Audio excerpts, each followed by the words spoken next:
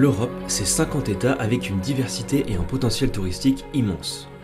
En fait, ces richesses historiques, architecturales et paysagères sont tellement communes qu'elle n'a plus besoin de faire ses preuves. Ces vidéos sont là en effet pour vous montrer que ce vieux continent ne demande finalement pas tant d'argent que ça pour être courtisé, si vous avez moins de 30 ans et comme toujours si vous êtes prêt à faire quelques sacrifices sur les hébergements et la nourriture. Et il y aura 5 vidéos pour cette série Interrail. Je sais, ne criez pas trop fort devant votre écran, même si c'est excitant. Grâce à un petit bout de papier magique, bon, en réalité, un pass Interrail plus un autre où il faut remplir des lieux de destination à chaque arrêt et des bons de réduction, tous ces papiers permettent donc de voyager à bord de la plupart des trains européens. Ils donnent accès aux services de 38 compagnies ferroviaires et de ferries dans 31 pays.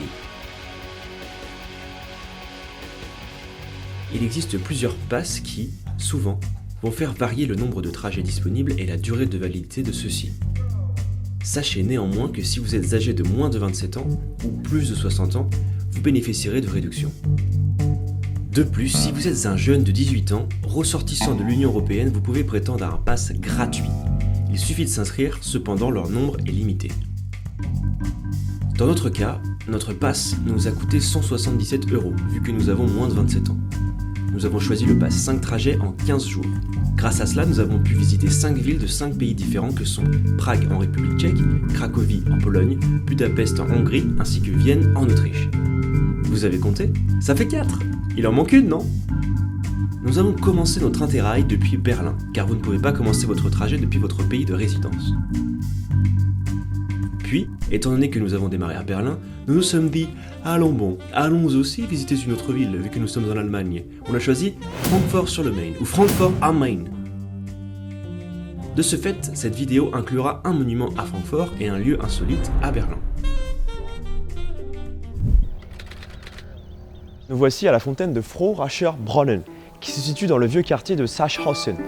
Frohracher Brunnen est le nom de la dame juste là. Et le pourquoi elle crache de l'eau reste une drôle d'histoire. Premièrement, il faut savoir que, bien que la bière soit très bonne et populaire en Allemagne, à Francfort, il n'en est rien. Le vin à la pomme prend le dessus, c'est la boisson alcoolisée préférée des locaux. On raconte que Frohracher était constamment un peu pompette et accro au vin à la pomme. Elle traînait souvent dans le quartier avec un verre à la main qu'elle payait rarement. Son dada, c'était de voler des verres pleins à des inconnus dans les bars voisins.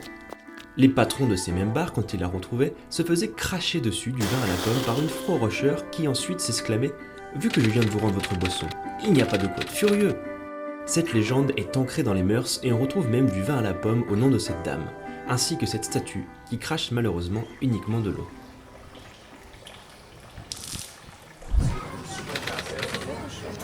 Pour notre deuxième bonus, à Berlin, nous restons dans le thème aquatique.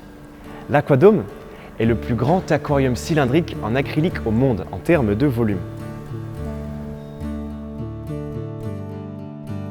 Il fait 25 mètres de haut et son poids total est de 2000 tonnes, soit l'équivalent de 100 éléphants d'Afrique.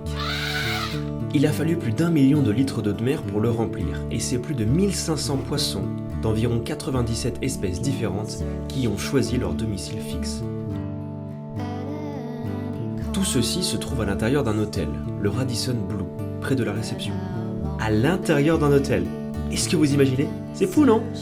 Il ne manquerait plus que d'en créer un plus petit pour les chambres et là on aurait atteint l'hôtel ultime.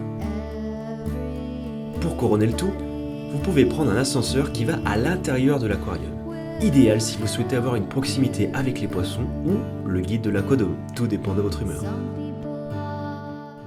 C'est tout pour ce premier épisode d'Interrail, mais en attendant je vous rassure, il y a d'autres vidéos sur ma chaîne. Peut-être que vous n'avez pas vu en plus. Choisissez celle que vous voulez et puis abonnez-vous, si vous n'êtes pas abonné. C'est là au milieu. Un petit peu plus à droite? Voilà, parfait.